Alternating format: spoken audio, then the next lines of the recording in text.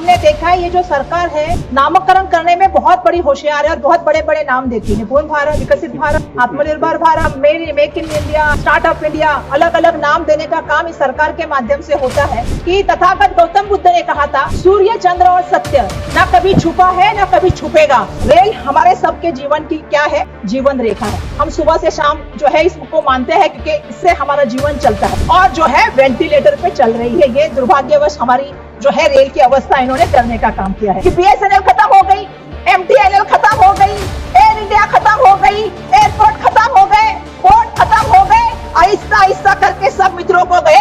आने वाले दिनों में रेलवे भी जो है वो मित्रों को जाएगी क्या? हमने देखा ऊपर से पानी टपकता है, पीने के लिए पानी नहीं मिलेगा, पर AC कोच में जो है ऊपर से पानी टपकता मिलेगा। सुबह हमारी लड़कियां ट्रेन में गई थी 7 बजे, उसके ऊपर बलात्कार हुआ, तो सुरक्षा की व्यवस्था क्या है? हमारे मराठी पिक्चर में डायलॉग था, क्या था? मराठी मध्ये बोलू का इंग्लिश मध्ये सांगू? अब मुझे बोलना पड़ेगा ये हिंदी का सफर है कि इंग्लिश का सफर है, क्योंकि वंदे भारत क्या है? वंदे भारत शताब्दी उसी की बात है। तो वंदे भारत पे मत आंको रेलवे की तस्वीर, वंदे भारत पे मत आंको रेलवे की तस्वीर। जनरल डब्बे की हालत देखो, बहुत है गंभीर। सम्मानीय अध्यक्ष महोदय, मैं रेल मंत्रालय पर चर्चा में बोलने के लिए खड़ी हूँ और आपने मुझे इसके बोलने के लिए अवसर दिया। मैं आपका सबसे पहले तो बहुत सारा धन्यवाद व्यक्त करना चाहती हूँ। रेल हम भारतीयों के लिए सिर्फ एक यात्रा का साधन नहीं है सम्मानीय अध्यक्ष महोदय, वो हम सब के लिए यादों से जुड़ी है, हम सबके जरूरतों का हिस्सा है और भारतीय रेल हम सबका जीवन का अविभाज्य अंग है। हम सम्मानीय अध्यक्ष महोदय देखते हैं कि बड़े पैमाने पे जब चर्चा होती है तो हमने देखा है ये जो सरकार है नामकरण करने में बहुत बड़ी होशियार है और बहुत बड़े बड़े नाम देती है। इस बजट को भी रिकॉर्ड बजट का नाम देने का जो है रेल मंत्रालय का काम इस सरकार ने किया है।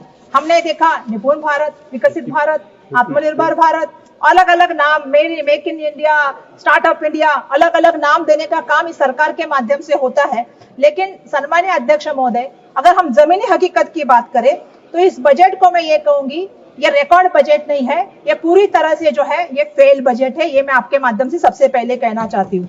आज इस बजट में बड़े बड़े आंकड़ों को बताया गया है, बड़ी बड़ी नई ट्रेन की घोषणाओं की बात की गई है, लेकिन अगर आप बुनियादी स्तर पे, अगर जमीनी स्तर की अपन बात करें तो कोई भी समस्या को इसने सॉल्व नहीं किया है। आज भी वो समस्या बजट फेल थोड़ी होता है, कोई बजट फेल नहीं होता। तो मैं अध्यक्ष महोदय आप मुझे संरक्षण दे, आप मुझे संरक्षण दे जी। तो बुनियादी ढांचे के ऊपर मैं बात करना चाहती हूँ। मैंने देखा जब भी मैं संसद में आई तब से मैं देख रही हूँ, मुझे ऐसा लग रहा है हर चीज जो है 2014 के बाद से ही हुई है। जैसा आप सबको मालूम है, जब भी हम चर्चा करते हैं तो भारतीय रेल का उगम भी अगर 2014 में आप लोग कहेंगे, जैसे किसी सदस्य ने कहा था कि स्वतंत्रता की जो है 2014 से हुआ है, तो मुझे ये कहना पड़ेगा कि तथागत गौतम बुद्ध ने कहा था, सूर्य, चंद्र और सत्य ना कभी छुपा है ना कभी छुपेगा। तो ये सत्य बिल्कुल सामने आएगा। तो आप कितना भी इसको रिकॉर्ड ब्रेक आपका बजट कहिए, लेकिन बिल्कुल ही आपका रिकॉर्ड ब्रेक बजट नहीं है, ये आपका फेल बजट है। ये कैसे, मैं सम्मानीय अध्यक्ष महोदय आपको बताना चाहती हूँ। 2.5 लाख करोड़ का बजट है और वो भी कैपिटल एक्सपेंडिचर है। मैं इसमें एक चीज बताना चाहती हूँ, अंग्रेजी में कहावत है, devil is in the details. इसका मतलब क्या है सम्मानीय अध्यक्ष महोदय? इस बजट के आप अगर प्रावधानों को देखेंगे तो आपको रेल का पूरा बजट अगर आपने देख लिया तो आपको पता चल जाएगा कि 8,20,000 करोड़ बजट है, जिसमें से 2,55,000 करोड़ रुपया जो है ये बजट भारत सरकार की बजटरी सप्लाई से के माध्यम से रेलवे को मिला है। और जो बाकी का बजट है, जो 5,65,000 करोड़ रेल का बजट है, जो उन्होंने अपने रेवेन्यू से जोड़ा है। तो इसका मतलब आप क्या समझ रहे हैं कि भारत सरकार ने रेलवे मंत्रालय को कितनी मदद की है? भारत सरकार ने रेलवे मंत्रालय को जो सपोर्ट किया है वो लगभग जो है 25% करने का काम जो है भारत सरकार ने किया है। तो रेलवे अपने आप ही चलने का काम कर रही है, रेलवे मंत्रालय खुद अपना रेवेन्यू बढ़ाने का काम कर रहा है। और मैं आश्चर्य की बात यह बताना चाहती हूँ सम्मानीय आपको कि इसमें जो कैपिटल एक्सपेंडिचर आया है, जो पिछले साल का कैपिटल एक्सपेंडिचर था और इस साल के कैपिटल एक्सपेंडिचर को आप कंपेयर करेंगे तो 1 रुपया भी सम्मानीय अध्यक्ष महोदय इसमें बढ़ाया नहीं गया है। तो ये बजट किसके लिए आप कहते हैं कि रिकॉर्ड ब्रेक बजट है? ये मेरा सबसे पहला कहना है। रेल हमारे सबके जीवन की क्या है? जीवन रेखा है। हम सुबह से शाम जो है इसको मानते हैं क्योंकि इससे हमारा जीवन चलता है।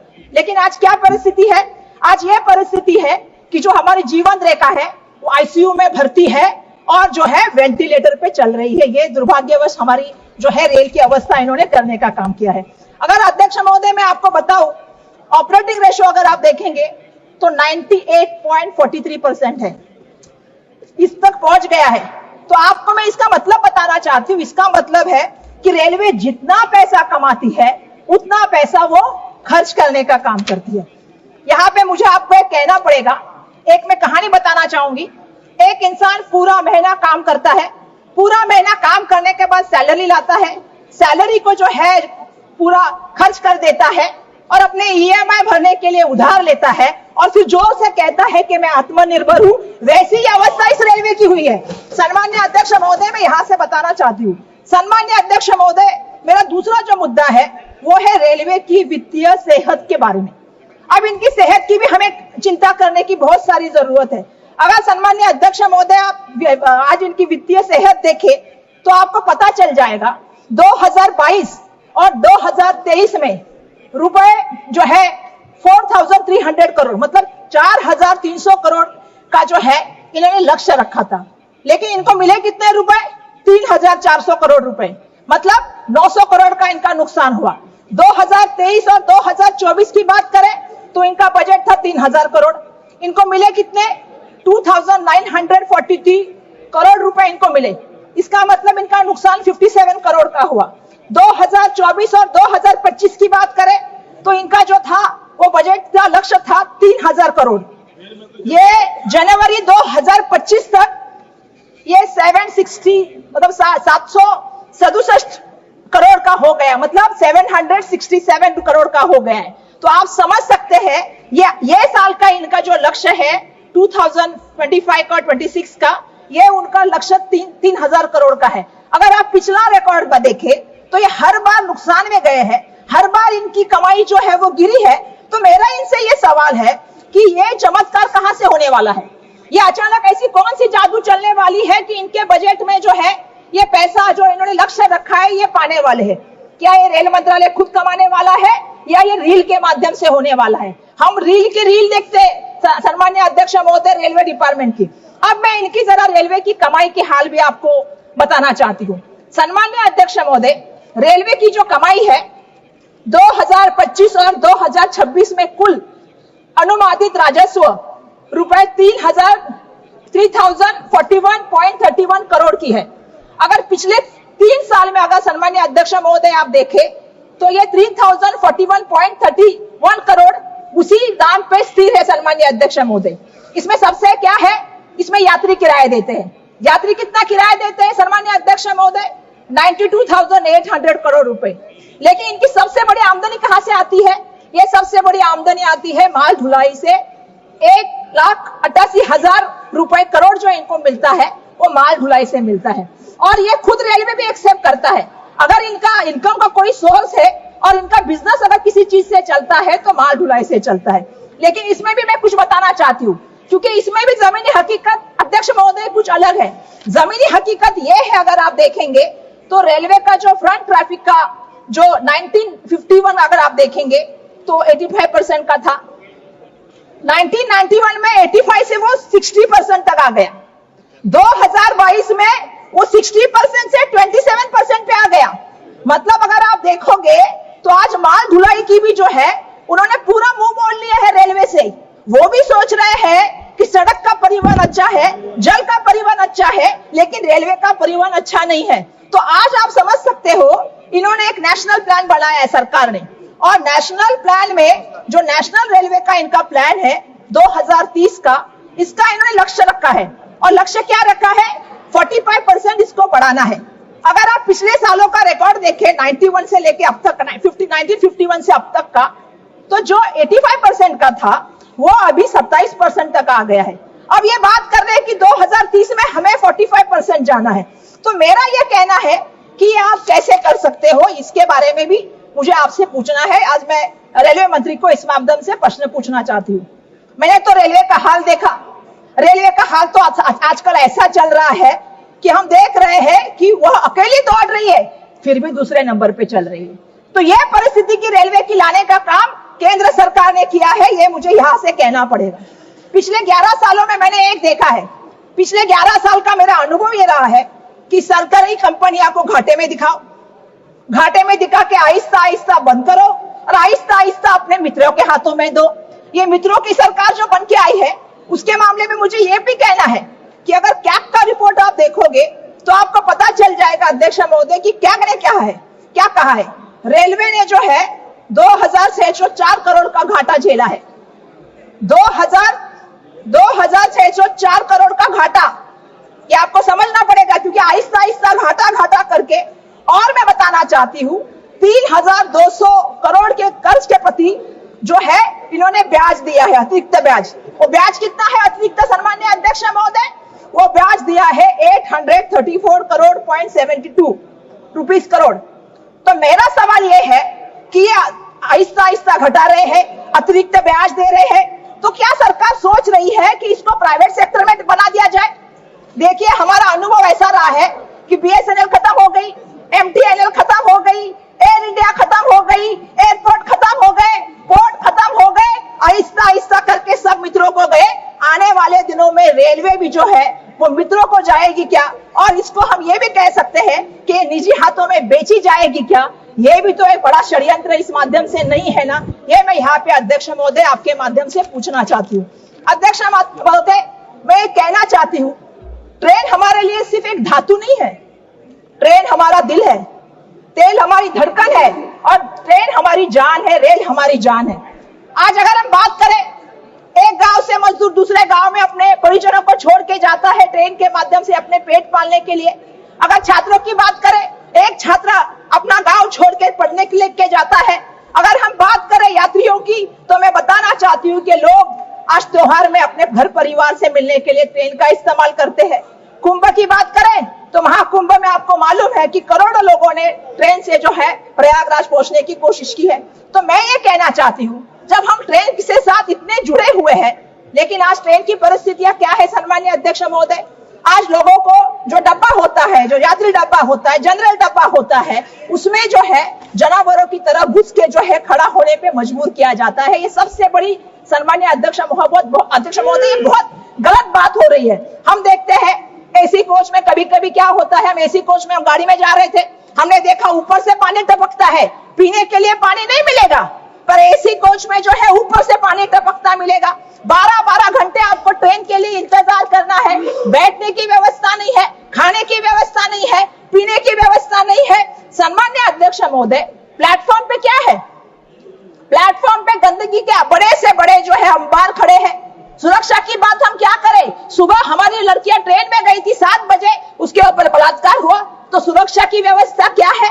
सम्मान्य अध्यक्ष महोदय, मैं एक बात पूछना चाहती हूँ, जहां भीड़ भाड़ के स्टेशन होते और जहां भगदड़ मच के मौत होती है, दिल्ली की घटना को आप देख लीजिए अध्यक्ष महोदय, दिल्ली की घटना को हम देखते हैं, भीड़ भाड़ हो गई, लेकिन रेलवे प्रशासन के अधिकारी बचाव यंत्रणा का काम छोड़ के, बचाव कार्य छोड़ के सरकार को बचाने में जुड़े हुए थे।